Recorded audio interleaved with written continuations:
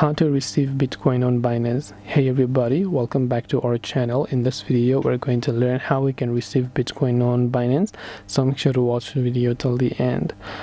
Now if you want to receive Bitcoin on Binance, in this case what you have to do from here is, let's say someone is trying to send you Bitcoin from some of the other wallets platforms here, and then you want to receive it.